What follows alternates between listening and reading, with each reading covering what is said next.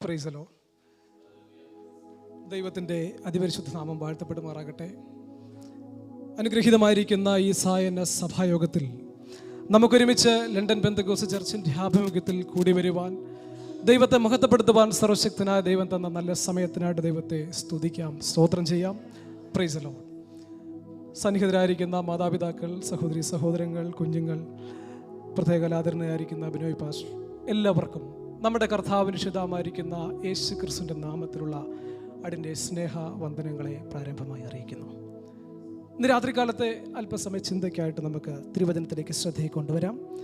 അതിനാധാരമായിട്ട് മത്തായിയുടെ സുവിശേഷം 2-ാം അധ്യായം 1-2 വാക്യങ്ങൾ ആർക്കെങ്കിലും ശ്രദ്ധമുയർത്തി വായിക്കാം. മതി.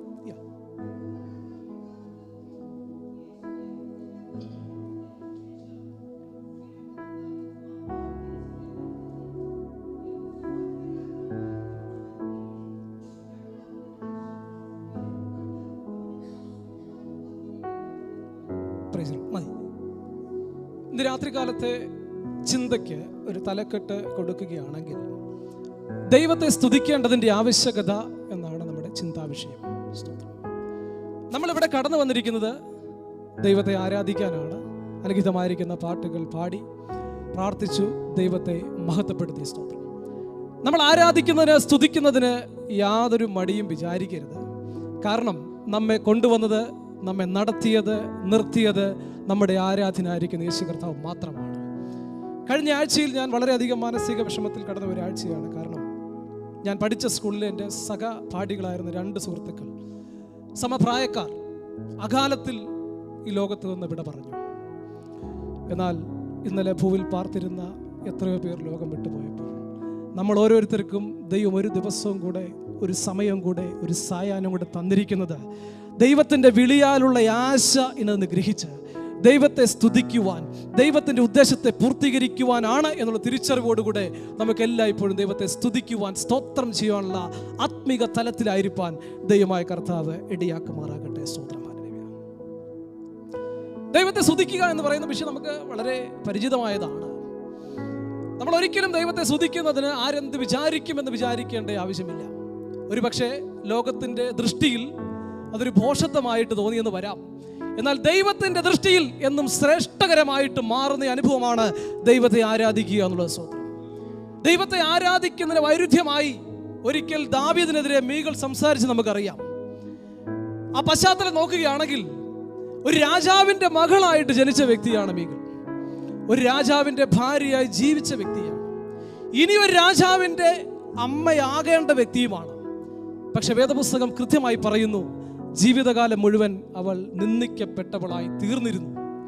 അതിൻ്റെ കാരണം ദൈവത്തെ ആരാധിക്കുന്ന ആ സാഹചര്യത്തെ, വ്യക്തിയെ, അഭിഷിക്തനെ അകാരണമായി, അനാവശ്യമായി പരിഹസിച്ചതിൻ്റെ ഫലവും കൂടിയാണെന്ന് ആ പശ്ചാത്തലം നമ്മെ പഠിപ്പിക്കുന്നു.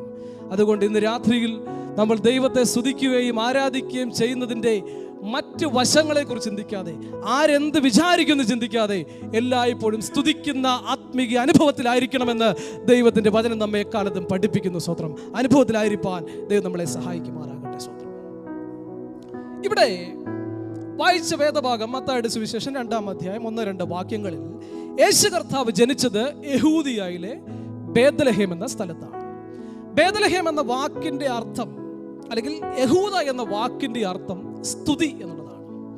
യാക്കോബിൻ്റെ 12 മക്കളിൽ ഒരുവരിൽ ലഭിച്ച സ്ഥല വീതം, അല്ലെങ്കിൽ വിഹിതമായിട്ട് ലഭിച്ച ഒരു സ്ഥലത്തിൻ്റെ പേരാണ് യഹൂദ. ആ യഹൂദ എന്ന വാക്കിൻ്റെ അർത്ഥമാണ് സ്തുതിക്കുക. നമ്മുടെ കർത്താവായിരിക്കുന്ന യേശു കർത്താവ് സ്വർഗസിംഹാസനം വിട്ട് ഇഹലോകത്തിൽ വന്ന് ഭൂജാതനായി തൻ്റെ ഭൗതിക, അല്ലെങ്കിൽ ഈ ലോകത്തിലെ ജീവിതം ജനിച്ച് ആരംഭിച്ചത് ബേത്ലഹേമിലെ യഹൂദ എന്ന സ്ഥലം, അല്ലെങ്കിൽ യഹൂദയിലെ ബേത്ലഹേമാണ്. അപ്പോൾ ആ യഹൂദയിൽ അഥവാ സ്തുതിയിൽ യേശു കർത്താവ് ഈ ലോകത്തിൽ ജീവിതം ആരംഭിച്ചത് കൊണ്ടാണ് തൻ്റെ ജീവിതം ഒരു വിജയ പര്യവസാനമായിട്ട് തീർന്നത് എന്നത് നമ്മൾ മനസ്സിലാക്കുകയും വേദപുസ്തകം പഠിപ്പിക്കുകയും ചെയ്യുന്ന കാര്യമാണ്. അങ്ങനെയെങ്കിൽ ഇന്ന് വൈകിയ വേളയിൽ നമ്മുടെ ജീവിതത്തിലെ ഏത് കാര്യങ്ങൾ നമ്മൾ സ്റ്റെപ്പ് വയ്ക്കുമ്പോഴും, ഏത് കാര്യം തുടങ്ങുമ്പോഴും ദൈവത്തെ സ്തുതിച്ച് സ്തോത്രം ചെയ്ത് ആരാധിച്ച് തുടങ്ങുന്നെങ്കിൽ നിശ്ചയമായിട്ടത് വിജയപര്യവസാനമായി തീരുവാൻ പ്രവർത്തിക്കുന്ന ദൈവം നമ്മുടെ കൂടെയുണ്ടെന്ന് നമുക്ക് എത്ര പേർക്ക് മനസ്സിലാക്കാനും ഉൾക്കൊള്ളുവാനും ദൈവമായ കർത്താവ് നമ്മളെ ശക്തീകരിക്കുകയും സഹായിക്കുകയും ചെയ്യുന്നു. അവിടെ നമ്മളെപ്പോഴും ചിന്തിക്കുന്ന ഒരു കാര്യം, അല്ലെങ്കിൽ നമ്മൾ ചിന്തിക്കേണ്ട ഒരു കാര്യം, നമ്മുടെ ജീവിതത്തിൽ നമ്മളെപ്പോഴും ഒരു ദിവസം പ്രാരംഭം തുടങ്ങുന്നത് എങ്ങനെയാണ്? ചിലപ്പോൾ ഒരു ബെഡ് കോഫി കുടിച്ചായിരിക്കാം, ചിലപ്പോൾ ഉടനെ മൊബൈൽ ഇന്നലെ രാത്രി ആരും വിളിച്ചോ നോക്കിയായിരിക്കാം, ചിലപ്പോൾ നെറ്റ് നോക്കിയായിരിക്കാം. ഇങ്ങനെയൊക്കെയാണ് പൊതുവെ ഇന്നത്തെ കാലഘട്ടത്തിലായിരിക്കുന്ന സ്തോത്രം. എന്നാൽ ഒരു ദൈവഭക്തനെ സംബന്ധിച്ചിടത്തോളം ദൈവം ആഗ്രഹിക്കുന്നത് അതിരാവിലെ ഭക്തന്മാർ പാടിയതുപോലെ തിരുസന്നിധി അണഞ്ഞുകൊണ്ട് പാടിക്കൊണ്ട് സ്തുതിച്ചുകൊണ്ട് ദൈവസന്നിധിയിൽ കടന്നു വരണമെന്നാണ്. അങ്ങനെയെങ്കിലാണ് അദൈവികമായിരിക്കുന്ന വിജയപര്യവസാനം നമുക്ക് ലഭിക്കുവാൻ പര്യാപ്തമാകുന്നത് എന്നുള്ളൊരു ബോധ്യം എക്കാലത്ത് നമ്മളെ ഭരിക്കുമാറാകട്ടെ. സ്തോത്രം. ഒന്ന് രണ്ട് കാര്യങ്ങൾ, ചില കാര്യങ്ങൾ നമ്മൾ ആ സ്തുതിക്കേണ്ടതിൻ്റെ ആവശ്യകതയിൽ നിന്ന് ചിന്തിക്കുകയാണ്. ഒന്നാമതായിട്ട് വായിക്കാം യോശുവയുടെ പുസ്തകം 6-ാം അധ്യായം 20-ാമത്തെ വാക്യം ഒന്ന് വായിക്കാം. യോശുവ 6:20.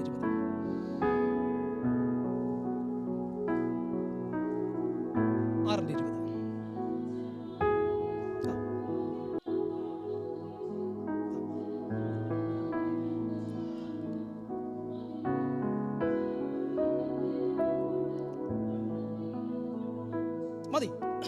വളരെ പരിചയമുള്ളൊരു പശ്ചാത്തലമാണ്. യോശുവയുടെ കാലഘട്ടത്തിൽ എരിഹോ മതിൽ സമഭൂമിയായ എരിഹോ മതിൽ തകർന്നു വീണ സന്ദർഭമാണ്. ഇവിടെ 6 ദിവസം ജനം മൗനമായി നടന്നു. എന്നിട്ട് ദൈവം പറഞ്ഞ സമയത്താണ് അവരൊരുമിച്ച് സ്തുതിക്കുവാനായിട്ട് തയ്യാറായത്.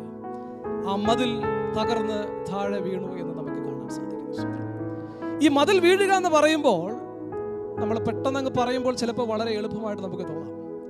ആ മതിലിനെ കുറിച്ചുള്ള ചരിത്ര പശ്ചാത്തലം അല്ലെങ്കിൽ ജിയോഗ്രഫി, ഭൂമിശാസ്ത്രം പറയുന്നത് ഏതാണ്ടൊരു ഏറ്റവും കുറഞ്ഞത് ഒരു 50 അടിയോളം പൊക്കമുള്ള, ഒരു 18 അടിയോളം വീതിയുള്ള ഒരു വലിയ ബൃഹത്ത് മതിലാണ്. ചൈനയിലെ മതിൽ, വൻമതിലൊക്കെ ലോകാത്ഭുതമായി നിൽക്കുന്ന പോലെ. എന്നാൽ ഇങ്ങനെ ഒരു മതിൽ തകർന്ന് താളടിയാകുക എന്ന് പറയുന്നത് എളുപ്പമുള്ള കാര്യമല്ല. ഇനി ഇത്രയും വലിയ ഒരു കൂറ്റൻ മതിൽ താഴെ വീണാൽ തന്നെ അതിൻ്റെ അവശിഷ്ടങ്ങൾ അവിടെ കിടന്ന് അതൊരു മറ്റൊരു വലിയ കൂനയായി, വലിയൊരു തടസ്സമായി മുമ്പിൽ നിൽക്കും.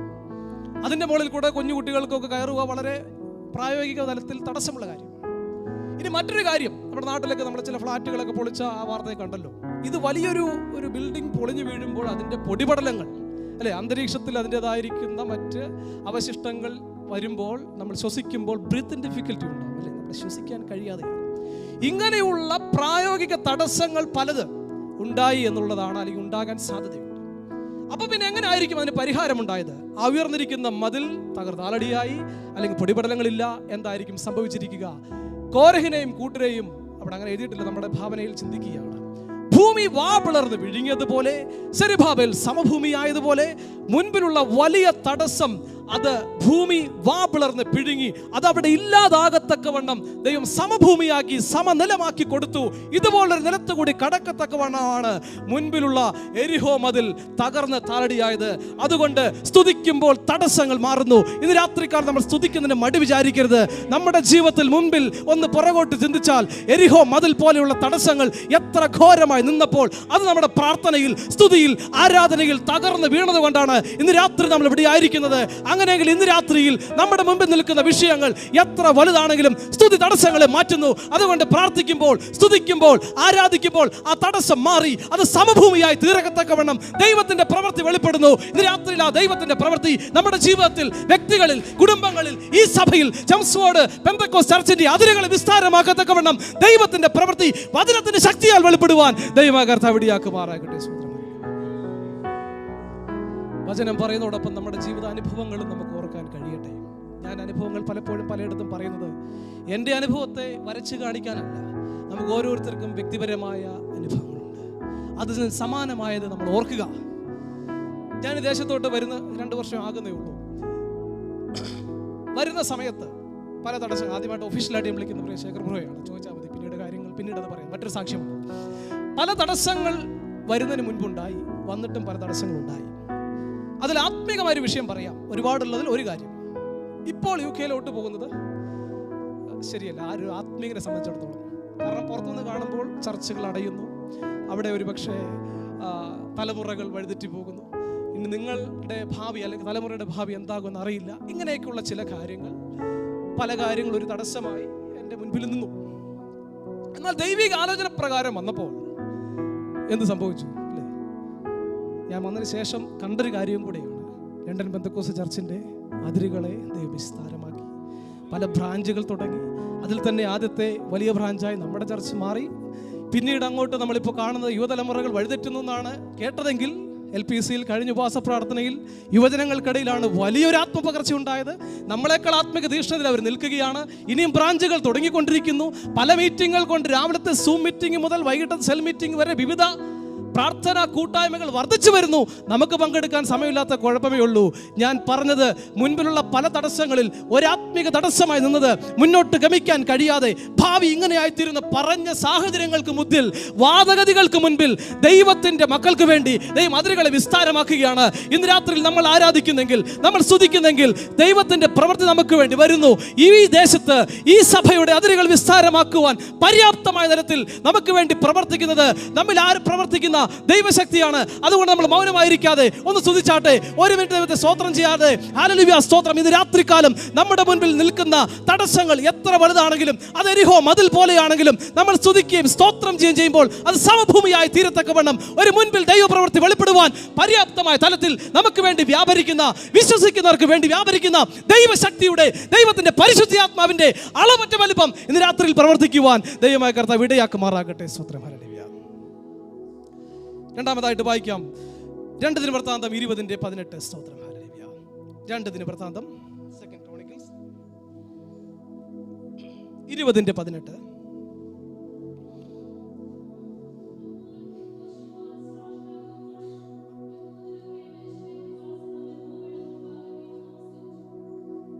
മതി. രണ്ടാമതായിട്ട് സ്തുതിക്കേണ്ടതിൻ്റെ ആവശ്യകത എന്ന് പറയുന്നത്, സ്തുതി, ദൈവത്തെ ആരാധിക്കുക എന്നുള്ളത് ഒരായുധമായി നമുക്ക് മുൻപിൽ പ്രവർത്തിക്കുന്നു. ഇവിടെ യഹോശാഫാത്ത് എന്ന രാജാവിൻ്റെ ഭരണകാലത്ത് 3 രാജ്യങ്ങൾ തനിക്കെതിരെ എതിർപ്പെട്ട് നിൽക്കുകയാണ്. 3 രാജാക്കന്മാർ സംഘടിത ശൃംഖല ശക്തിയായിട്ടൊക്കെ നിൽക്കുന്നു. അപ്പോൾ എതിർപ്പെടുവാനായിട്ട് മറ്റൊന്നും ചെയ്യുവാനില്ല. ആ സമയത്ത് താൻ ആലോചിച്ചപ്പോൾ ഒരു വഴിയേ ഉള്ളൂ, ദൈവത്തെ ആരാധിക്കുക. ഇനി ദൈവത്തെങ്കിലും ഒരു വഴി മാത്രമേ ഉള്ളൂ. അല്ലേ, നമ്മുടെ ജീവിതത്തിൽ എത്രയോ അവസ്ഥകളിൽ, നട്ടം തിരിഞ്ഞുന്ന അവസ്ഥകളിൽ ദൈവത്തിന് മാത്രമേ പ്രവർത്തിക്കാൻ കഴിയൂ എന്നുള്ള അവസ്ഥകൾ ഉണ്ടായിട്ടുണ്ട്. നമ്മൾ പ്രാർത്ഥിച്ചപ്പോൾ ദൈവത്തിൻ്റെ പ്രവൃത്തി വെളിപ്പെട്ടിട്ടുമുണ്ട്. സ്വന്തം. അപ്പോൾ അതുപോലൊരു സാഹചര്യത്തിൽ താൻ വീണക്കാരെ കൊണ്ടുവന്നു, അഥവാ ആരാധിക്കുന്നവരെ കൊണ്ടുവന്നു. അങ്ങനെ ആരാധിച്ചതിൻ്റെ അനന്തരമായി ദൈവത്തിൻ്റെ പ്രവൃത്തികൾ വെളിപ്പെട്ടു. ശത്രു രാജ്യങ്ങളെ തമ്മിലടിപ്പിച്ചു, അവർക്കെതിരെ പതിരിപ്പുകാരെ വരുത്തി ദൈവികമായിരിക്കുന്നൊരു വിടുതൽ സംഭവിച്ചുകൊണ്ട് അവർക്ക് മുന്നോട്ട്, അല്ലെങ്കിൽ ആ രാജ്യത്തിന്, രാജാവിന് ദൈവം ജയം കൊടുത്തു എന്നാണ് അതിൻ്റെ പശ്ചാത്തലം.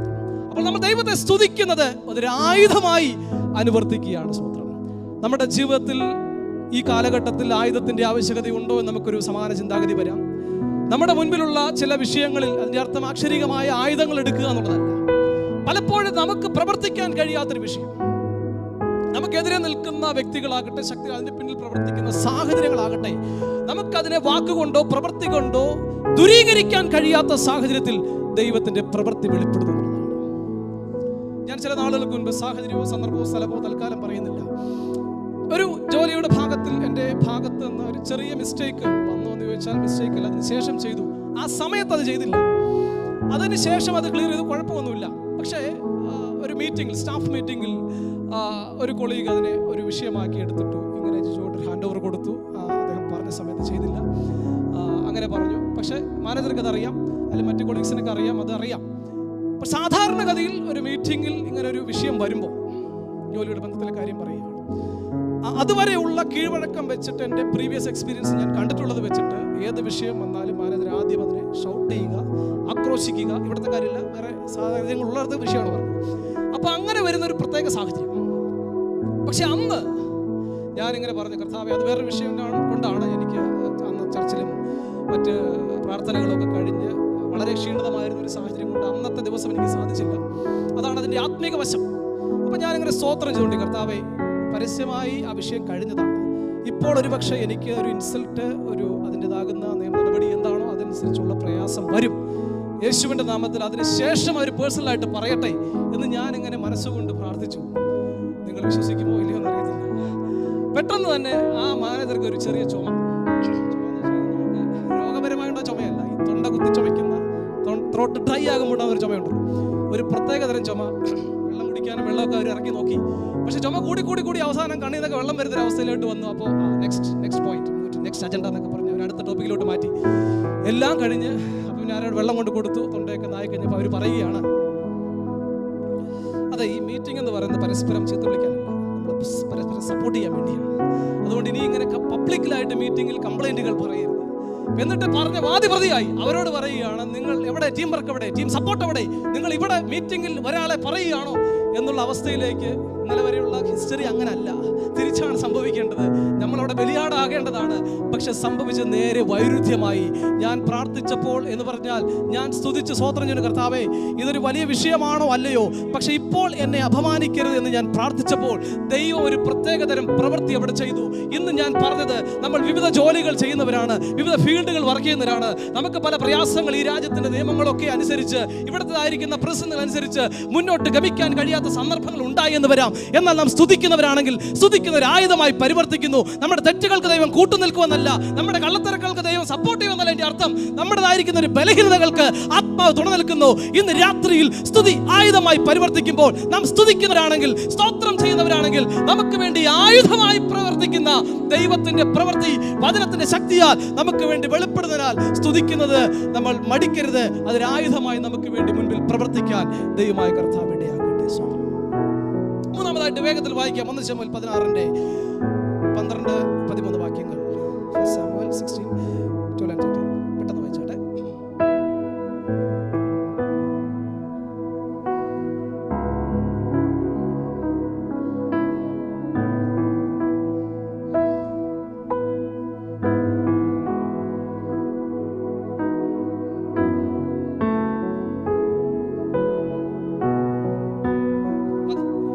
അറിയാം നമുക്ക് ദാവീദിന്റെ സന്ദർഭമാണ്.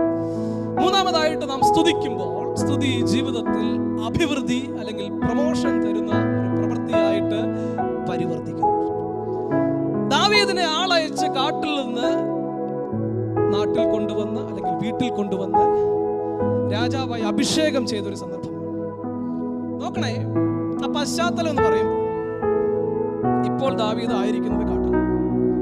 നമ്മുടെ ഇന്നത്തെ രീതിയിൽ പറഞ്ഞാൽ multi skills, multi talent, multi activity, sports ഒക്കെ ഉണ്ടെങ്കിൽ ചെറുപ്പം തൊട്ടേ ഒരു വലിയ താലന്തുള്ള ഒക്കെ ഒരു മനുഷ്യനാണ് ദാവീദെങ്കിൽ വളർന്നു വരുമ്പോൾ ഒരു പരിധി വരെ എത്രയൊക്കെ പറഞ്ഞാലും മാതാപിതാക്കളും സഹോദരങ്ങളും ആടുമേക്കാനായിട്ടൊരു പക്ഷെ വിടത്തില്ലായിരുന്നു.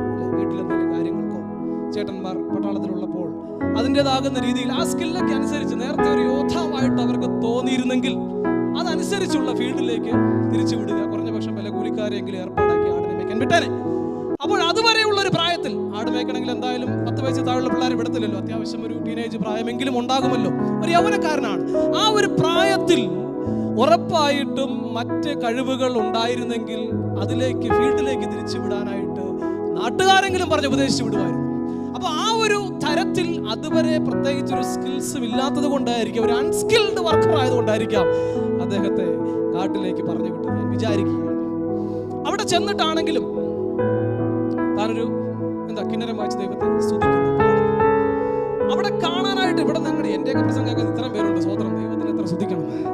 ദാവീദ് കിന്നരം വായിക്കുമ്പോൾ ഒരു മനുഷ്യൻ കാണാനില്ല, ആകെ ഉള്ളത് ആടെങ്ങാനൊരു സ്വോത്രം പറയാന്ന് വിചാരിക്കുക, ആടിന്റെ ഭാഷയിൽ ഒരു സ്തുതിച്ചു നല്ല പാട്ടാണെന്ന് പറയുകയാണെന്ന് വിചാരിക്കുക. ആടിന്റെ ഭാഷയെ പറഞ്ഞ് നമ്മൾ എന്ത് പറയും അല്ലെ? അതിന് നിങ്ങൾ ആ ഭാഗത്തോട്ട് വിടുകയാണ്. അതൊരു പരിഹാസ ചൊവ്വയോടുകൂടിയ മനുഷ്യൻ കാണുകയുള്ളൂ നമ്മൾ പാടുമ്പോൾ ആട് കരഞ്ഞാൽ. ഇനി മറ്റൊരു രീതിയിൽ പറഞ്ഞു കഴിഞ്ഞാൽ അദ്ദേഹം കുറെ കാലമായിട്ട് സ്ഥിരം ആട് മേയ്ക്കുന്നത് കൊണ്ട് ആടിനെ മേയ്ക്കാനായിട്ട് വലിയ ലാംഗ്വേജ് പ്രൊഫഷൻസിയും എഫിഷ്യൻസിയും ഒന്നും വേണ്ടല്ലേ. നടക്കാടെ അങ്ങോട്ട് പോകാടെ എന്നൊക്കെ പറഞ്ഞാൽ ധാരാളം, അതും വേണ്ട, എന്തെങ്കിലും ശബ്ദങ്ങൾ കേൾപ്പിച്ചാൽ ധാരാളം. ഈ അവസ്ഥയിൽ മാത്രമുള്ളൊരു തലത്തിലാണ് ദാവീദിന്റെ അതുവരെയുള്ള സ്കിൽസ് ഞാൻ പറഞ്ഞത്. ആ തരത്തിലാണ് കാര്യങ്ങൾ പോകുന്നത്. എന്നാൽ അവിടെ മുടങ്ങാതെ ഒരു കാര്യം ചെയ്യുമായിരുന്നു. വൈകുന്നേരത്തും കാലത്തും ഉച്ചയ്ക്കും സങ്കടം ബോധിപ്പിച്ച് കരയുമെന്ന് പറയുന്നത് പോലെ ഉള്ള അവസ്ഥയിൽ കേൾക്കുവാൻ ഒരു ശ്രോതാവ് പോലും ഇല്ലാതിരിക്കുന്ന സമയത്ത് ദൈവത്തെ ആരാധിക്കുന്ന ഒരു സ്വഭാവം, ദൈവത്തെ സ്തുതിക്കുന്ന ഒരു സ്വഭാവം ഉണ്ടായതുകൊണ്ട് ദൈവം തൻ്റെ സ്ഥിതിഗതികളെ മാറ്റി കാട്ടിലായിരുന്ന അനുഭവത്തിൽ നിന്ന് നാട്ടിലേക്ക് കൊണ്ടുവരുന്ന, അഭിവൃദ്ധി കൊണ്ടുവരുന്ന, പ്രമോഷൻ കൊണ്ടുവരുന്ന ഒരവസ്ഥ തൻ്റെ ജീവിതത്തിൽ ദൈവം കൊണ്ടുവന്നു. രാജാവാക്കി, കാട്ടിലെ ആടുമേക്കുന്ന വ്യക്തിയെ രാജാവാക്കി എന്ന് പറയാൻ എളുപ്പമാണ്. പക്ഷെ രാജാവിന് ഉത്തരവാദിത്തങ്ങളുണ്ട്. അതിന് നേരത്തെ പറഞ്ഞ മൾട്ടി സ്കിൽസ് വേണം, മൾട്ടി ടാലന്റ് വേണം. അതേ ഒരു കാലഘട്ടത്തിൽ രാജാവ് എന്ന് പറയുന്ന ന്യായാധിപനും, സലോമോന്റെ കാര്യം നമുക്കറിയാം, ന്യായാധിപനായിരുന്നു, രാജാവായിരുന്നു, ഭരണം നടത്തണം, നിയമനിർമ്മാണം നടത്തണം, ഒരുപാട് കാര്യങ്ങൾ ഉത്തരവാദിത്തത്തോടെ ചെയ്യേണ്ട ഒരു പരിപാടിയാണ് ആ രാജകീയമായിരിക്കും നിലവാരത്തിലേക്ക് ദൈവം ഉയർത്തുക എന്ന് പറഞ്ഞത്. അതെങ്ങനെ സാധിച്ചു? അതിന് മുൻപ് എന്താണ് ക്വാളിഫിക്കേഷൻ? ദൈവത്തെ സ്തുതിക്കുക എന്നുള്ള ഒറ്റ കാര്യം കൊണ്ടാണ്. ഇന്ന് രാത്രിയിൽ നാം ദൈവത്തെ സ്തുതിക്കുവാൻ തയ്യാറാകുമ്പോൾ നമുക്ക് ചെയ്യാൻ കഴിയാത്ത വൻകാര്യങ്ങൾ, നമ്മുടെ ബുദ്ധിക്കെത്താത്ത വൻകാര്യങ്ങൾ, ദാവീദ് പറയുന്നു, എന്റെ ദൈവത്താൽ ഞാൻ മതിൽ ചാടി കടക്കുന്നു. പലപ്പോഴും നമ്മൾ ആയിരിക്കുന്ന ഈ രാജ്യത്ത് ജീവിക്കുമ്പോൾ നമുക്കറിയാമല്ലോ, പല വിഷയങ്ങളിൽ, പല ടെസ്റ്റുകൾ, പല പ്രോഗ്രാമുകൾ ഒക്കെ ചെയ്യുമ്പോൾ നമുക്ക് അറ്റൻഡ് ചെയ്യാത്ത സാഹചര്യങ്ങൾ ഉണ്ടാകാം. നമ്മുടെ ബുദ്ധിക്ക്, നമ്മുടെ കഴിവിന്, നമ്മുടെ വിദ്യാഭ്യാസത്തിന്റെ പരിധിയിൽ അപ്പുറത്തുള്ള പല കാര്യങ്ങൾ ചെയ്യണമെങ്കിൽ ദൈവത്തെ സ്തുതിക്കുന്ന, ദൈവത്തെ സ്തോത്രം ചെയ്യുന്ന, ആരാധിക്കുന്ന ദൈവമക്കളാണെങ്കിൽ അത് അഭിവൃദ്ധി ക്ഷണിച്ചു വരുത്തുന്ന, പ്രമോഷൻ തലത്തിലേക്ക് കൊണ്ടുവരുന്ന ദൈവപ്രവൃത്തി അതിൽ അന്തർലീനമാണ്. അതുകൊണ്ട് ഇന്ന് രാത്രിയിലും നാം ദൈവത്തെ സ്തുതിച്ച് ദൈവത്തിന്റെ ഹിതത്തിനൊത്തവണ്ണം വർദ്ധിച്ചു വരുവാൻ ദൈവമായ കർത്താവ് നമ്മളെ ആത്മിക അഭിഷേകത്തിന്റെ ശക്തിയാൽ നിറയ്ക്കുകയും ശക്തിപ്പെടുത്തുകയും ചെയ്യുമാറാകട്ടെ. വേഗത്തിൽ പോകട്ടെ. അടുത്തതായിട്ട് അപ്പോസ്തല പ്രവൃത്തികൾ 16-ാം അധ്യായം 25-ാമത്തെ വാക്യം വായിക്കാം. അപ്പോസ്തല പ്രവൃത്തി 16-25.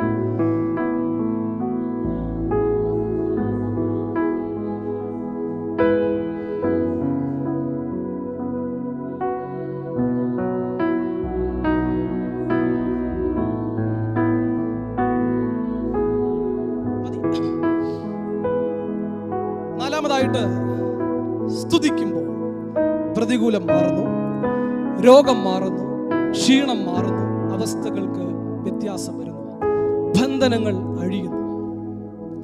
നമ്മുടെ ജീവിതത്തിൽ നമ്മളെപ്പോഴും കാണുകയും കേൾക്കുകയൊക്കെ ചെയ്യുന്ന വിഷയമാണ് രോഗം, ക്ഷീണം, പ്രയാസം, ബന്ധനം, തടസ്സം, പല തരത്തിലുള്ള അരക്ഷിത അവസ്ഥകൾ.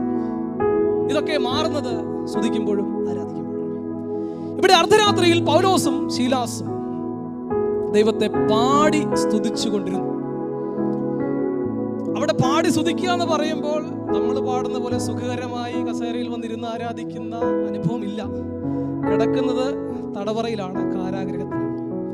അതിനു മുൻപ് വെറുതെ കാരാഗ്രഹത്തിൽ ഇന്നത്തെ കൂട്ട് വിടത്തില്ല.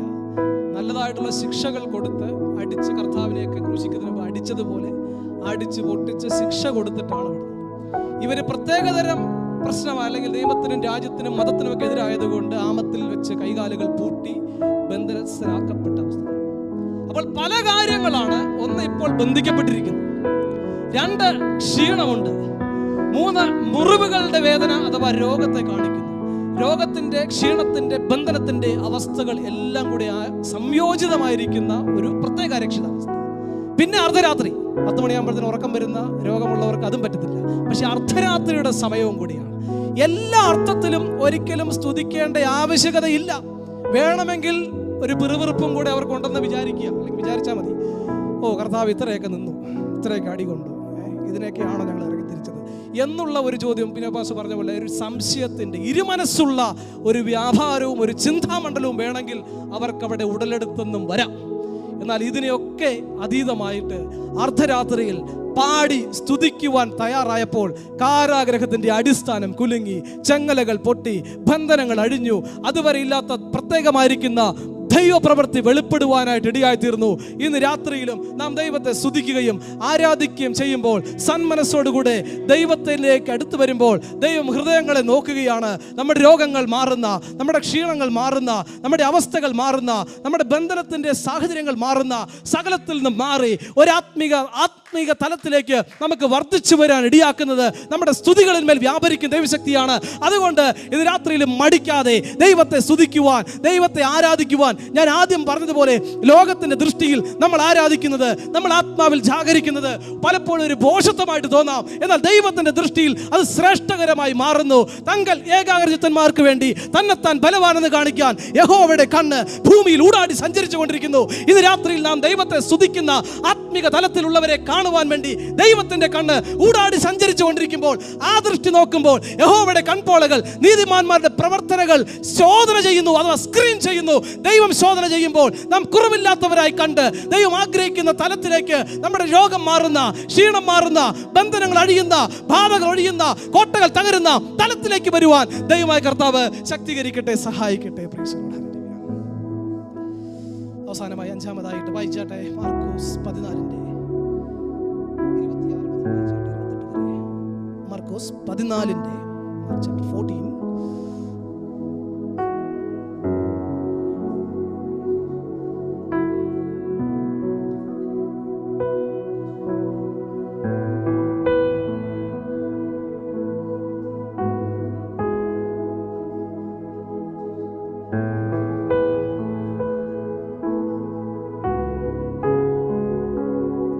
അഞ്ചാമതായിട്ട് സ്തുതിക്കുമ്പോൾ ജയമുണ്ടാകും.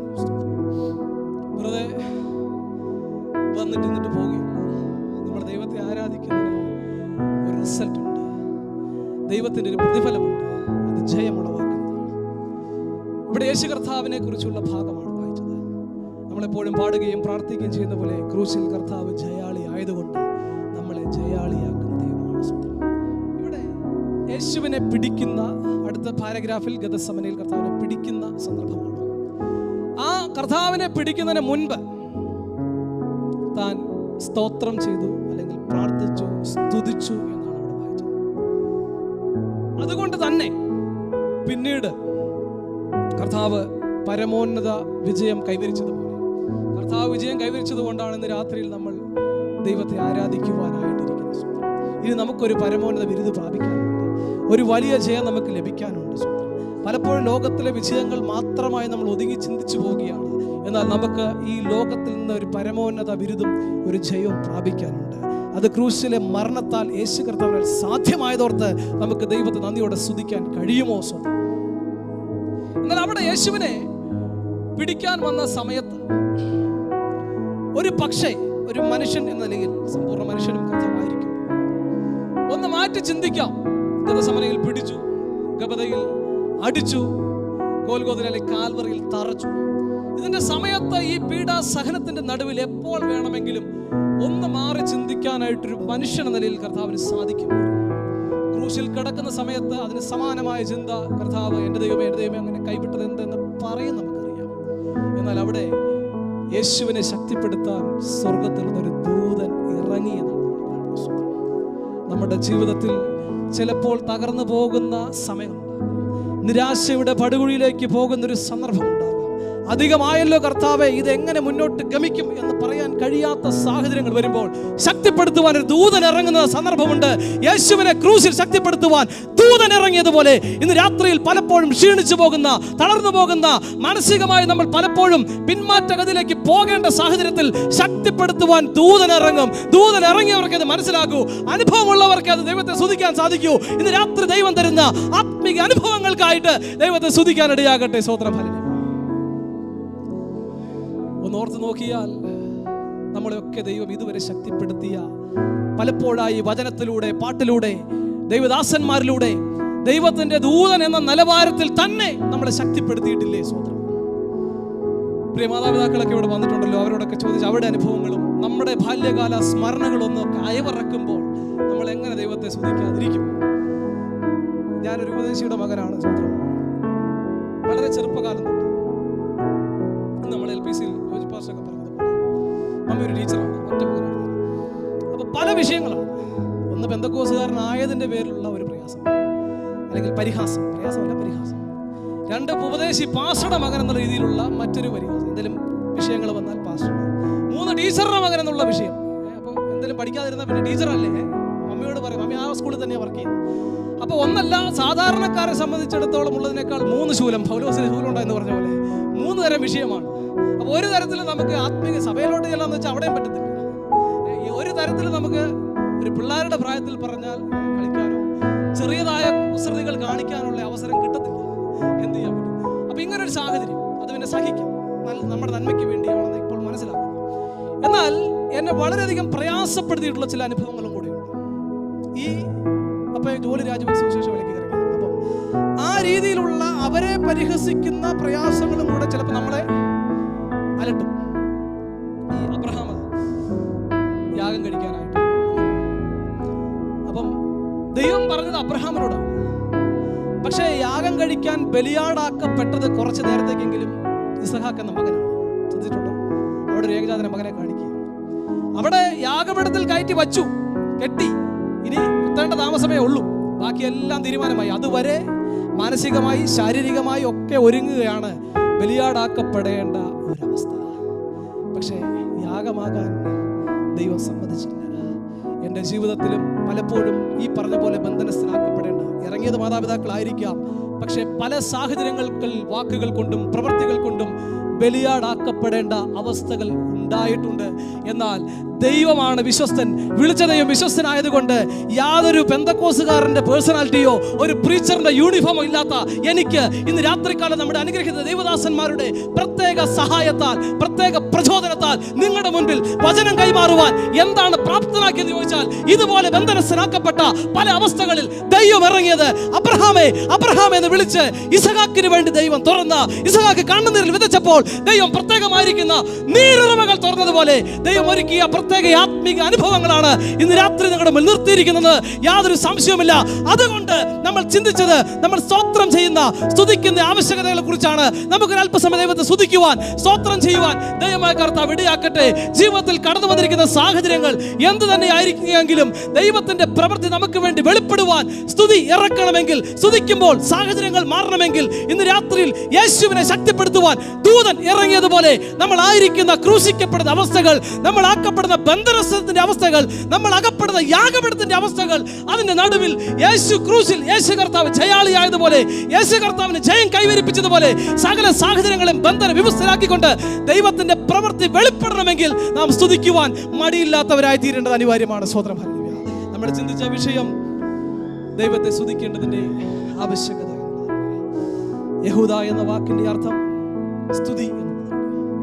നമ്മുടെ വാഴ്ത്തപ്പെട്ട കർത്താവ് ഇഹലോകവാസം തുടങ്ങിയത്, നമ്മുടെ ആരാധനയായിരിക്കുന്ന യേശു കർത്താവ് തുടങ്ങിയത് സ്തുതി എന്ന അർത്ഥമുള്ള യഹൂദയിലാണ്. നമ്മുടെ ജീവിതത്തിലെ ആവശ്യങ്ങൾ, വിഷയങ്ങൾ, ഒരു പുതിയ കാര്യത്തിന് സ്റ്റെപ്പ് വയ്ക്കുമ്പോൾ നമ്മൾ സ്തുതിച്ച് പ്രാർത്ഥിച്ച് സ്തോത്രം ചെയ്ത് തുടങ്ങുന്നെങ്കിൽ നിശ്ചയമായിട്ടും അതൊരു പരമോന്നത വിജയമാക്കി മാറ്റുവാൻ കർത്താവ് വിശ്വസ്തനും നീതിമാനുമാണ്. സ്തോത്രം. സ്തുതിക്കുമ്പോൾ സംഭവിക്കുന്ന 5 കാര്യങ്ങൾ. 1, സ്തുതിക്കുമ്പോൾ തടസ്സങ്ങൾ മാറും. എരിഹോ മതിലെന്ന ഒരു വലിയ തടസ്സം ഇന്ന് കാണുന്ന നൂതന സാങ്കേതിക വിദ്യകളൊന്നുമില്ലാതെ അത് കാലടിയായി സമഭൂമിയായി അവർക്ക് നടന്ന് പിടിച്ചെടുക്കുവാൻ പര്യാപ്തമായ തലത്തിലേക്ക് ദൈവം പ്രവർത്തിച്ചത് അവർ സ്തുതിച്ചത്. നമ്മുടെ ജീവിതത്തിൽ നാം സ്തുതിക്കുന്നെങ്കിൽ മുന്നോട്ട് ഗമിക്കാൻ കഴിയാത്ത എരിഹോ മതിൽ പോലെ നിൽക്കുന്ന ഏത് തടസ്സങ്ങളും മാറുവാൻ സ്തുതികൾ കൊണ്ട് സാധിക്കുന്നു. സ്തുതിക്കുമ്പോൾ തടസ്സം മാറുന്നു. ഇന്ന് രാത്രിയിൽ നമ്മുടെ ജീവിതത്തിലെ തടസ്സങ്ങൾ നമ്മുടെ ഈ സ്തുതിയാൽ, ആരാധനയാൽ ദൂരീകരിക്കപ്പെടുവാൻ ദൈവത്തിന്റെ വചനത്താൽ പ്രവൃത്തി നടക്കുമാറാകട്ടെ. സ്വതന്ത്രം. രണ്ടാമതായിട്ട് സ്തുതി ഒരു ആയുധമാണ്. യഹോശഫാത്ത് എന്ന രാജാവിന്റെ കാലഘട്ടത്തിൽ 3 രാജ്യങ്ങൾ തന്നെ ആക്രമിക്കാനായിട്ട് എടുത്തു വന്നപ്പോൾ താൻ ആരാധിക്കുന്ന ഒരു കൂട്ടത്തെ കൊണ്ടുവന്നു ആരാധിക്കുകയാണ് ചെയ്തത്. തൽഫലമായി ദൈവം അവിടെ ആയുധമായി തന്റെ സ്തുതിയെ പരിവർത്തിക്കുമാറാക്കി. നമ്മുടെ ജീവിതത്തിൽ പലപ്പോഴും നാം ബലഹീനരായിരിക്കുമ്പോൾ നമുക്ക് ആയുധമായിട്ട് പ്രവർത്തിക്കാൻ വാക്കുകൊണ്ടോ പ്രവൃത്തി കൊണ്ടോ മുന്നോട്ട് പോകാൻ കഴിയാത്ത സാഹചര്യത്തിൽ നാം സ്തുതിക്കുമ്പോൾ നമുക്ക് വേണ്ടി ആയുധമായി പ്രവർത്തിച്ചിറങ്ങുന്ന ദൈവത്തിന്റെ വചനമുണ്ട്. ഇരുവായ്ത്തലയാൽ പ്രവർത്തിക്കുന്ന ദൈവത്തിന്റെ വചനമെന്ന വാള് ഇന്ന് രാത്രിയിൽ ആ വചനത്തിന്റെ ശക്തി നമുക്ക് വേണ്ടി പ്രവർത്തിക്കട്ടെ. മൂന്നാമതായിട്ട് സ്തുതി അഭിവൃദ്ധി കൊണ്ടുവരുന്നു. ദാവീദ് കാട്ടിലായിരുന്നു, ദൈവത്തെ ആരാധിക്കുകയാണ് ചെയ്തത്. പറയത്തക്ക യാതൊരു ക്വാളിഫിക്കേഷനോ സാഹചര്യങ്ങളോ ഒന്നും, ഒരു സ്കിൽസും തനിക്കില്ല. പക്ഷേ രാജാവായി എന്ന് പറയുമ്പോൾ ഒരുപാട് ഉത്തരവാദിത്തങ്ങൾ ചെയ്യുന്ന സ്കിൽസ് ഉള്ള തലത്തിലേക്ക് തനിക്ക് വർദ്ധിക്കാൻ സാധിച്ചത് താൻ അവിടെ ഒറ്റപ്പെട്ട് ഒരു ശ്രോതാവും ഇല്ലാതിരുന്നപ്പോൾ ദൈവത്തെ വൈകുന്നേരത്തും കാലത്തും ഉച്ചയ്ക്കുമൊക്കെ പ്രാർത്ഥിച്ച് സ്തുതിക്കുന്ന ഒരു പ്രത്യേകതരമായിരിക്കുന്ന പ്രക്രിയ ചെയ്തതുകൊണ്ടാണ്. അതുകൊണ്ട് നമ്മുടെ ജീവിതത്തിലും സ്തുതിക്കുമ്പോൾ അത് അഭിവൃദ്ധിക്ക് കാരണമാകുന്നു. ഇന്ന് രാത്രിയിൽ ദൈവികമായിരിക്കുന്ന ഒരു അഭിവൃദ്ധി വരുവാൻ നമ്മുടെ സ്തുതികൾ ഉതകുന്നതായി തീരുവാൻ ദൈവം ഇടയാക്കുമാറാകട്ടെ. നാലാമതായിട്ട് പ്രതികൂലം, രോഗം, ക്ഷീണം എന്നിവ മാറുന്നു. കാരാഗ്രഹത്തിൽ അകപ്പെട്ടപ്പോൾ പൗലോസും ശീലാസും അർദ്ധരാത്രിയിൽ സമയത്തെ, ക്ഷീണത്തെ, സാഹചര്യത്തെ വകവയ്ക്കാതെ ദൈവത്തെ സ്തുതിക്കുവാൻ ഉത്സാഹിച്ചപ്പോൾ കാരാഗ്രഹത്തിന്റെ അടിസ്ഥാനം കുലുങ്ങി. ഇന്ന് രാത്രിയിലും സമയത്തെയൊക്കെ മാറ്റിവെച്ചുകൊണ്ട്, ജോലി മാറ്റിവെച്ചുകൊണ്ട്, ക്ഷീണത്തെ മാറ്റിവെച്ചുകൊണ്ട്, നമ്മുടെ സാഹചര്യങ്ങളോ തിരക്കുകളോ ഒക്കെ ഇന്നുണ്ട്, അതിനൊക്കെ മാറ്റിവെച്ച് ദൈവത്തിന് പരമപ്രാധാന്യം കൊടുത്ത് വന്നിരിക്കുന്ന ദൈവമക്കളെ, നിശ്ചയമായിട്ടും നമ്മുടെ രോഗത്തെ, ക്ഷീണത്തെ മാറ്റുന്ന, പ്രതികൂലങ്ങളെ മാറ്റുന്ന, തടസ്സങ്ങളെ മാറ്റുന്ന, ചില കാരാഗ്രഹത്തിന്റെ അടിസ്ഥാനങ്ങൾ കുലുങ്ങുന്ന അവസ്ഥ ദൈവത്തിന്റെ വചനത്താൽ ഉളവാകുമാറാകട്ടെ. അഞ്ചാമതായി, അവസാനമായി, സ്തുതിക്കുമ്പോൾ ജയം ഉണ്ടാകുന്നു. യേശു കർത്താവ് ഗെത്സമനിയിൽ പിടിച്ചു. യേശു കർത്താവിനെ ക്രൂശിക്കുന്ന സമയം വരുന്നതിന് മുൻപ് കർത്താവ് സ്തുതിക്കുന്ന ഒരു കാര്യമാണ് ചെയ്തത്. നമുക്ക് ഏറ്റവും അധികമായി നോക്കുവാൻ റോൾ മോഡലായിട്ടുള്ളത് യേശു കർത്താവ് മാത്രമാണ്. നാം ദൈവത്തെ സ്തുതിക്കുന്നവരാണെങ്കിൽ നിശ്ചയമായിട്ടും അത് ജയം അഥവാ വിടുതൽ ഉണ്ടാക്കുന്നതാണ്. യേശുവിനെ ശക്തിപ്പെടുത്തുന്ന ഒരു സമയം ദൂതനിറങ്ങി. നമ്മുടെ ജീവിതത്തിൽ ക്രൂശിക്കപ്പെട്ടതുപോലെ ഏറ്റവും നിരാശയുടെ പടുകുഴിയിലായിരിക്കുന്ന സമയത്ത് നമ്മളെ ശക്തിപ്പെടുത്തുവാൻ ദൈവത്തിൻ്റെ ദൂതൻ ഇറങ്ങുന്ന സമയങ്ങളുണ്ട്. പല രീതികളിൽ നമ്മുടെ ജീവിതത്തിൽ ദൈവത്തിൻ്റെ വചനത്തിൻ്റെ, ദൈവദാസന്മാരുടെ, ദൂതൻ്റെ സാന്നിധ്യം കൊണ്ട് നമ്മളെ ശക്തിപ്പെടുത്തുന്ന അനുഭവം ഉണ്ടാകുമാറാകട്ടെ. ഇന്ന് രാത്രി ഒരിക്കൽ കൂടെ നമ്മളെ ദൈവത്തെ സ്തുതിക്കുകയും ആരാധിക്കുകയും ചെയ്യുന്നെങ്കിൽ ആത്മിക ഭൗതിക മേഖലകളിലുള്ള ദൈവികമായിരിക്കുന്ന വിടുതലുകൾ സംഭവിക്കുവാൻ കർത്താവ് നമ്മളെ ഓരോരുത്തരെയും ശക്തീകരിക്കുകയും സഹായിക്കുകയും ചെയ്യുമാറാകട്ടെ. ഈ വചനങ്ങളാൽ ദൈവം നമ്മളെ അനുഗ്രഹിക്കട്ടെ.